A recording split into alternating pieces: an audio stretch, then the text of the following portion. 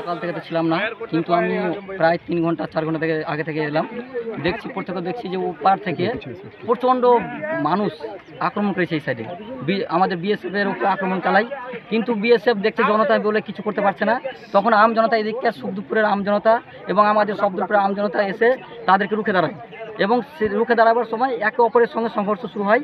কিন্তু ওদিক থেকে দেখছি বিজেপি যেদের ওদের যে বর্ডার গার্ড ফোর্স বিডিআর, ওরা তখন ওদের যে জনগণ তাদেরকে মদত দিচ্ছে, এবং ওখান থেকে ইট পাটকেল থেকে শুরু করে বোম অবধি সেখান থেকে ছোড়া হয়েছে, এবং কি হাঁসুয়া টাসুয়া যত যা আছে তারা আক্রমণ করে। আমাদের এখানে যতটা পেরেছে করে আক্রমণ করলে আপনারা জবাব দিবেন? হ্যাঁ, অবশ্যই আমরা সবসময় রাজি আছি। কিন্তু আমাদের বিএসএফ, আমার নাম দীপঙ্কর মণ্ডল। আপনারা জবাব দিবেন? অবশ্যই জবাব দিব। আমরা বিএসএফ এর পাশে আছি। তো ওরা পাবলিককে সাপোর্ট করছে, বিজেপি পাথর মারছে আমাদের বিএসএফ কে আমাদের বিএসএফ কে পাথর লেগে রক্তাক্ত হয়ে গেছে। ওই জন্য আমরা একজন আহত আছে। হ্যাঁ, একবদ্ধ হয়ে ওরা বোম মেরেছে ওরা?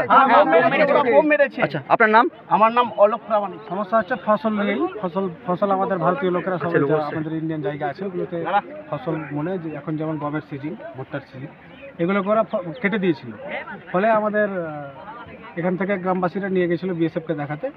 সেই পরবর্তী সময়ে ওরাই বরঞ্চ হামলা করে আমাদের বিএসএফ এর উপর। দলবল নিয়ে আসে, দলবল নিয়ে গ্রামবাসী পুরো এলাকা নিয়ে অত্যাচার করেছে, বোম ছুড়েছে।